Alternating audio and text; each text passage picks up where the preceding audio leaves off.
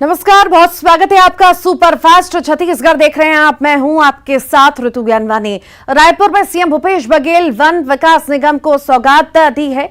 CM Bhupesh Baghel ने one विभाग निगम के अधिकारियों और कर्मचारियों के लिए नवा रायपुर में बने आवास का लोकार्पण किया है। इस मौके पर सीएम भूपेश बघेल ने वन विकास निगम को शुभकामनाएं दी। साथ ही साथ सीएम भूपेश बघेल ने वन विभाग के कार्यों की समीक्षा भी की।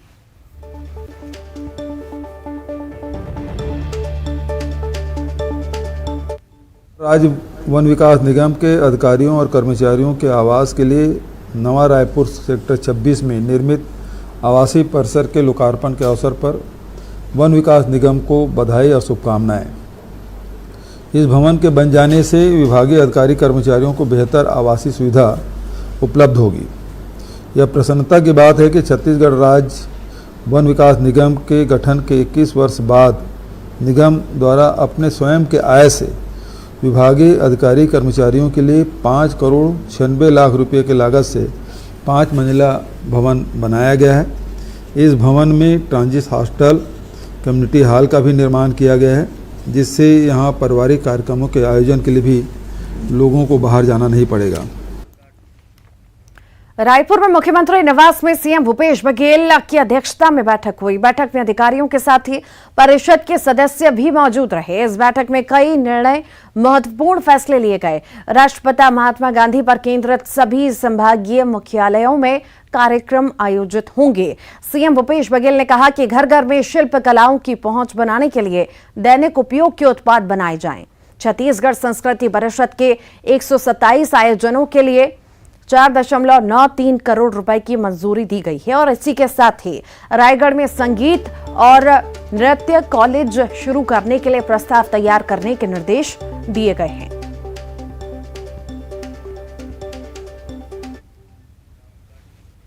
मुख्यमंत्री भूपेश बघेल ने कैंपा मद में वन क्षेत्रों में कराए जा रहे नरवा विकास योजना के कार्यों की समीक्षा की।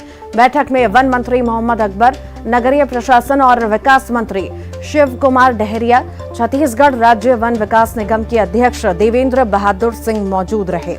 वन क्षेत्रों में भूजल संरक्षण और संवर्धन के लिए 8,000 नरवा को पुनर्जीवित करने का लक्ष्य है। 6,395 नरवा को रिचार्ज किया जा रहा है, जिनमें से 2,785 नरवा का कार्य पूर्ण कर लिया गया है। नरवा विकास योजना की बैठक के बाद मुख्यमंत्री भूपेश बघेल ने वैज्ञानिक तरीके से नरवा के विकास करने के निर्देश दिए हैं। बांधों और भूजल संरचनाओं में अनिवार्य रूप से डिसिल्टिंग का सुविधा हो।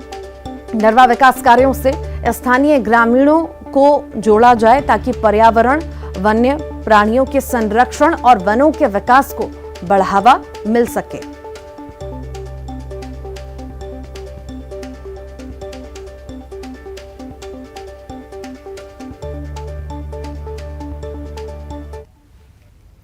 सीएम भूपेश बघेल का प्रदेश व्यापी कार्यक्रम है। कल से प्रदेश व्यापी दौरे पर रहेंगे सीएम भूपेश और आपको बता दें कल जशपुर का दौरा करने जा रहे हैं सीएम भूपेश बघेल। कल कुनकुरी विधानसभा का दौरा करेंगे। 12:30 बजे पहुंचेंगे फरसाबहार विकासखंड पगुरा बहार में लोगों से भेंट मुलाकात करेंगे। दुलदुला विकासखंड के पतरा टोली का भी दौरा करेंगे। कुनकुरी विधानसभा के सलिया टोली में भी भेंट वार्ता होगी। कुनकुरी में सीएम रात्रि विश्राम करेंगे।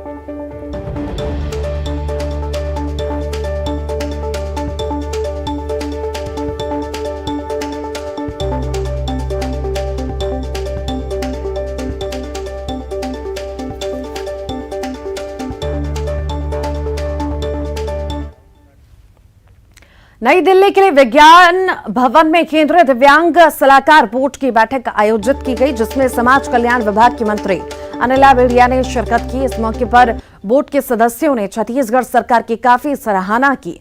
जांजगीर में बोरवेल में गिरे एक दिव्यांग बच्चे के प्रति संवेदनशीलता दिखाते हुए उसे बचाने के लिए सरकार की ओर से की गई पहल की सराहना की गई। विधानसभा के मॉनसून सत्र की तारीखों की घोषणा होने के बाद ही सियासत भी शुरू हो गई है। नेता प्रतिपक्ष धर्मलाल कौशिक ने कांग्रेस सरकार पर निशाना साधा है। उन्होंने कहा कि सत्र ज्यादा से ज्यादा दिनों का हो, इसके लिए सरकार और विधानसभा अध्यक्ष से मांग की थी, लेकिन फिर भी सत्र को छोटा रखा गया है। इतना समय पर्याप्त नहीं है। बीजेपी के आरोपों पर कांग्रेस ने पलटवार किया।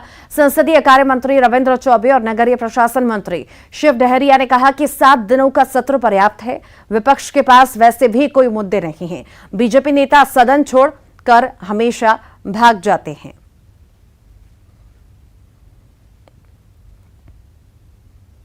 नोटिफिकेशन के पहले इसकी मांग के थे सरकार से भी और स्पीकर साहब से भी कि कम से कम में 10 दिन का सिटिंग होना चाहिए, क्योंकि प्रदेश में जिस प्रकार से समस्याएं हैं, चाहे वो खाद बीज का मामला हो, घटनाओं का मामला हो, माफियाओं का मामला हो, अनेक प्रकार के जो मामले हैं, उसको उठाने के लिए पर्याप्त अवसर विधानसभा में मिलना चाहिए। सभी सदस्यों को अपनी बात रखने का अवसर मिलना चाहिए। लेकिन पता नहीं क्यों कांग्रेस की सरकार इससे भागना चाहती है। सत्र जितना छोटा कर सकते हैं उसमें रिकॉर्ड बना रहे हैं, और जो जनहित के मुद्दे जो आने चाहिए, सत्र छोटा होने के कारण में जनहित के मुद्दे भी आने से बच जाते हैं।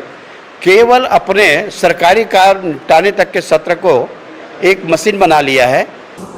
13 सत्र इस विधानसभा का लगातार हो गया, और जितने दिन के लिए विधानसभा आहूत किया जाता है उतने दिन भी वो सदन में बैठ करके चर्चा करने से कतराते क्यों हैं, सदन से भागते क्यों हैं, अपने प्रश्नों का उत्तर क्यों नहीं लेते।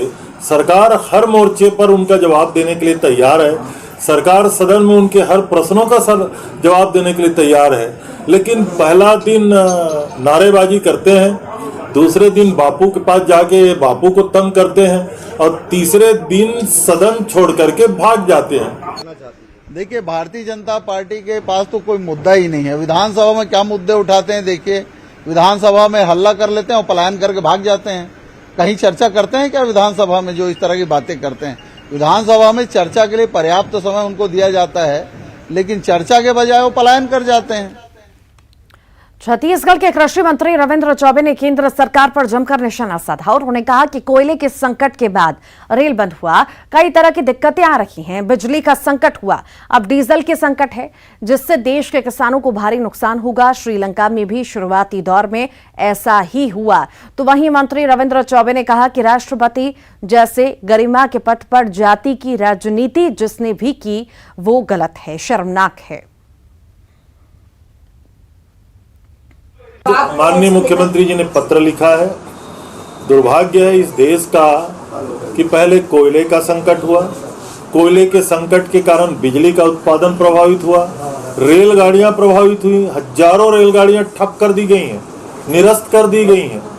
विद्युत का उत्पादन और लॉजिस्टिक सिस्टम अगर खत्म होगा तो आर्थिक अर्थव्यवस्था चरमरा जाएगी। अब डीजल की कमी होने लगी। लंका में क्या हुआ?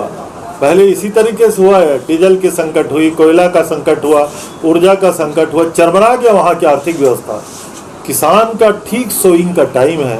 मैंने पहले भी कहा, राष्ट्रपति जैसे सर्वोच्च गरिमामय पद को किसी जाति के राजनीति से जोड़ना जिनकी भी मानसिकता हो सकती है वो देश का दुर्भाग्य है। अग्निपथ का विरोध देश के कई राज्यों में हो रहा है और इससे प्रदर्शन भी देखा गया। अब 27 जून को छत्तीसगढ़ में इस योजना के विरोध में विरोध प्रदर्शन होगा। प्रदेश के कृषि मंत्री रविंद्र चौबे ने कहा कि केंद्र की योजना लगातार फेल हो रही है। कारगिल युद्ध के हीरो ने भी इस योजना का विरोध किया है। योजना लागू करने से पहले सैन्य अधिकारियों से चर्चा करनी चाहिए थी। नौजवानों के लिए आपने अग्निवीर ला दिया। अब अग्निवीर में भी किसी नौजवानों से तो चर्चा कर लेते, लेकिन देश के बड़े बड़े जो सैन्य अकादमी में जो विशेषज्ञ रहे उनसे चर्चा कर लेते। आज ही हमने अखबारों में पढ़ा कि जो पूर्व जो कारगिल के जिसको हीरो कहा जाता है उसने विरोध किया। रायपुर में बीजेपी ने नगर निगम मुख्यालय का घेराव किया। केंद्र सरकार द्वारा मिल रहे स्मार्ट सिटी योजना के पैसों में घोटाले की बात कही। प्रधानमंत्री आवास योजना में घोटाला, अमृत मिशन योजना के अंतर्गत घटिया कार्य किया, शहर में जारी जल संकट और जल भराव और रायपुर नगर निगम प्रशासन की कार्य प्रणाली के विरोध में प्रदर्शन किया गया। प्रदर्शन में बीजेपी पार्षद, बीजेपी जिला अध्यक्ष और कार्यकर्ता शामिल हुए। महापौर के खिलाफ नारे लगाए। की बात हो, चाहे प्रधानमंत्री आवास योजना में घोटाले की बात हो, चाहे वो अवैध निर्माण की बात हो, चाहे वो अमृत मिशन योजना की बात हो, चाहे वो नदी नाले की सफाई की बात हो, चाहे वो पेयजल संकट की बात हो, किसी भी प्रकार की समस्या का समाधान करने में नगर निगम असफल रहा है। इसलिए आज हमें धरना प्रदर्शन कर स्मार्ट सिटी के पैसे का दुरुपयोग कर रहे हैं और केंद्र से आए हर पैसे का दुरुपयोग कर रहे हैं। एक एक वार्ड में भारतीय जनता पार्टी की सरकार 2-2, 3-3 करोड़ के विकास के काम कराती थी, लेकिन आज हमारे पार्षद 1-1 लाख 2-2 लाख रुपए के काम के लिए महापौर के चक्कर काट रहे हैं। ऐसे निकम्मे महापौर की इस राजधानी को जरूरत नहीं, उखाड़ फेंकेगा भारतीय जनता पार्टी का। जब से ये महापौर बना है रायपुर शहर की दुर्गति हो गई है। लोग पीने के पानी के लिए तरस रहे हैं। लोगों के घर में बारिश का गंदा पानी तो पहुंच गया, लेकिन पीने का पानी नहीं पहुंचा। प्रधानमंत्री आवास में घर के लिए लोग तरस रहे हैं। बीजेपी के प्रदर्शन के बाद महापौर की गांधीगिरी प्रदर्शन के दौरान हुए कचरे को महापौर एजाज ढेबर ने उठाया। बीजेपी ने नगर निगम और स्मार्ट सिटी में विभिन्न अनियमितताओं को लेकर आज प्रदर्शन किया था। प्रदर्शन के बाद निगम मुख्यालय में पानी पाउच और कचरा फैला हुआ था। महापौर ने साफ किया, ये कचरा फैला हुआ।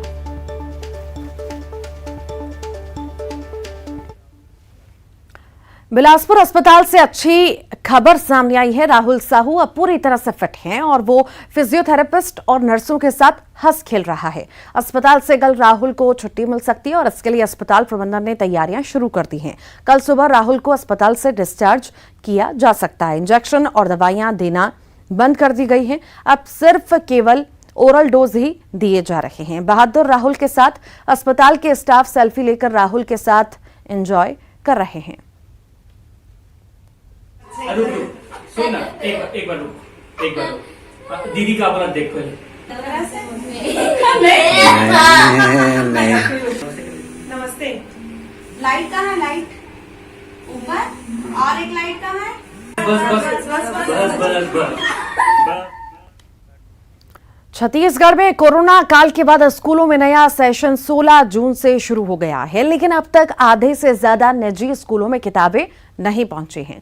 6 जून से निजी स्कूलों को किताबों का वितरण शुरू किया गया, लेकिन अब तक 3,500 स्कूल किताबें लेकर नहीं गए। रायपुर के ओरकुरा इलाके में पाठ्य पुस्तक निगम का डिपो है, जहां से किताबों का वितरण स्कूल को किया जाता है, लेकिन इस वक्त यहां रखी लाखों किताबें धूल खा रही हैं। सरकार की ओर से पहले से लेकर 10वीं तक सभी छात्रों को किताबें मुफ्त में दी जाती हैं। सरकारी स्कूलों में तो किताबें पहुंचा दी गई हैं, लेकिन निजी स्कूल किताबें लेने में दिलचस्पी नहीं दिखा रहे। अब तक निजी किताबों के वितरण की स्थिति ये है। सत्र से निजी स्कूलों के किताब वितरण व्यवस्था में बदलाव किया गया है और पाठ्य पुस्तक निगम के डिपो से निजी स्कूलों के द्वारा किताबें लिफ्ट की जा रही हैं। इस सत्र में अभी तक 6,500 स्कूलों में से 2,000 स्कूलों को किताबें दी जा चुकी हैं। इस सत्र में अभी लिफ्टिंग का काम चल रहा है और 2,000 स्कूल अभी तक किताबें ले जा चुके हैं। बाकी के स्कूलों का जो सही आंकड़ा है वो जब लिफ्टिंग का काम पूरा हो जाएगा उसके बाद दिया जा सकता है। छत्तीसगढ़ में स्कूलों का नया सेशन शुरू हो गया है, किताबों की छपाई हो गई है और जिस जगह पर मैं इस वक्त खड़ा हूं यहां पर से पूरे प्रदेश भर में किताबें सप्लाई की जाती है। ये डिपो आप देखिए कि किस तरह से तमाम जो किताबें हैं वो यहां पर दिखाई देंगी। हालांकि प्रदेश में अलग अलग 6 जगहों पर इस तरह के डिपो हैं जहां पर से किताबें सप्लाई की जाती है और ये रायपुर का डिपो है और आप देखेंगे कि सभी क्लासेस की जो किताबें हैं वो यहाँ पर आपको दिखाई देंगी। लेकिन किताबें यहाँ पर इतनी बड़ी संख्या में है, इसकी वजह ये है कि जो किताबें हैं वो उठ नहीं रही है। दरअसल 6 जून से ये तारीख तय की गई थी कि स्कूलों को किताबें मिल जानी चाहिए थी, लेकिन अब क्योंकि काफ़ी दिन हो गए स्कूल खुले हुए और ऐसी स्थिति में 50% निजी स्कूलों ने किताबें नहीं ली हैं। तब आप अंदाज़ा लगा लीजिए कि इतनी सारी किताबों का अब क्या होगा।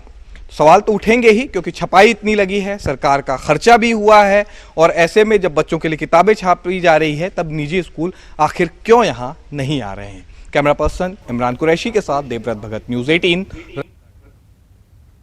सूरजपुर में प्रशासन की तरफ से सरकारी जमीन से अतिक्रमण हटाने का अभियान चल रहा है। 1 महीने के भीतर करीब 24 अतिक्रमणकारियों के खिलाफ कार्रवाई भी की गई। तो वहीं प्रशासन के अभियान से हड़कंप मचा हुआ है। प्रशासन के मुताबिक आगे भी अतिक्रमण हटाने का अभियान जारी रहेगा। अवैध अतिक्रमण तो नियमित रूप से राजस्व अमला द्वारा किया जाता रहा है। अभी चूंकि माननीय मुख्यमंत्री जी आए थे तो उनके संज्ञान में हमारे जनप्रतिनिधियों और कुछ ग्रामीणों द्वारा अवगत कराया गया कि शासकीय जमीन पर अतिक्रमण हो रहा है, जिससे गोठान के लिए जमीन नहीं मिल पा रहा है या गोठान के परिप्रेक्ष्य में चारागाह के लिए जमीन नहीं मिल पा रहा है। तो ऐसी स्थिति को देखते हुए और निर्देशानुसार जो है हम लोग इसको थोड़ा सा योजनाबद्ध तरीके से कार्यान्वित कर रहे हैं। प्रयास हो रहा है कि किसी भी गरीब या ग्रामीण जन जिनके स्वयं के आवास है उसके दिगर कोई आवास का उनके पास साधन नहीं है, ऐसी स्थिति में उनको थोड़ा सा समय दे रहे हैं कि वो अपना व्यवस्था कर ले और अतिक्रमण तो। बिलासपुर में नशे से आजादी पखवाड़ा अभियान के तहत संभाग के सभी जिलों में नशे के खिलाफ कार्रवाई की गई। High power drug disposal committee ने जिलों में जब्त मादक पदार्थों को नष्ट किया। सुधा बायो पावर प्राइवेट लिमिटेड मोहतराई के बॉयलर में नष्ट किया गया है। रेंज के कुल 553 मामलों में जब्त 12.76 टन गांजा, 8,380 टैबलेट, 11,220 कफ सिरप, 889 कैप्सूल और 222 इंजेक्शन को नष्ट किया गया है।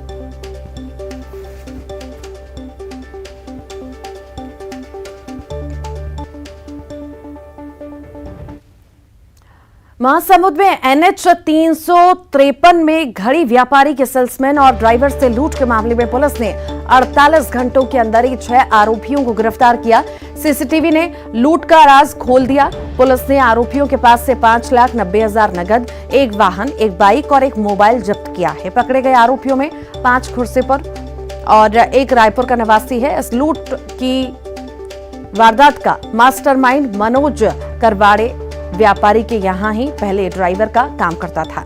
लॉकडाउन में नौकरी से हटाने से आहत था खल्हारी। पुलिस ने सभी को जेल भेज दिया है।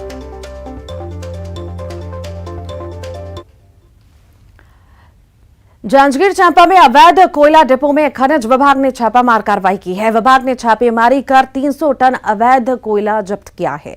खनिज विभाग को देखकर कोल डिपो में मौजूद कर्मचारी भागने में सफल रहे। जब्त कोयले की कीमत लगभग 40 लाख रुपए आंकी गई है। अवैध कोयले का कारोबार चांपा थाना क्षेत्र के ग्राम उच्चभट्टी में चल रहा था। जब्त कोयले को कलेक्ट्रेट कार्यालय परिसर में डंप कराया जा रहा है।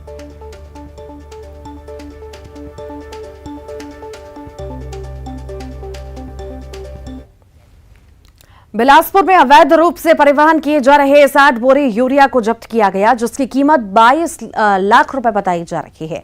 मामला रघुनाथ नगर थाना क्षेत्र का है, जहां पुलिस ने मुखबिर की सूचना पर यूरिया से भरे पिकअप को जब्त किया। पुलिस के मुताबिक आरोपी छत्तीसगढ़ में खपानी के लिए उत्तर प्रदेश से यूरिया ला रहा था। पुलिस की गिरफ्त में आया आरोपी भी उत्तर प्रदेश का रहने वाला है। पुलिस उसे हिरासत में लेकर पूछताछ कर रही है और पता करने की कोशिश कर रही है कि इसमें और कौन-कौन शामिल हैं।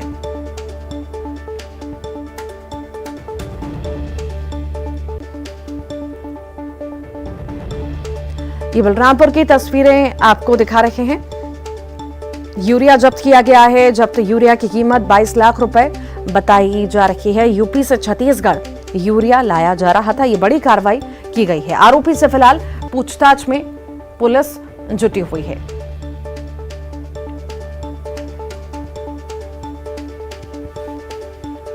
और इसी के साथ ही सुपरफास्ट छत्तीसगढ़ के इस बुलेटिन में इतना ही। खबरों का सिलसिला लगातार जारी है।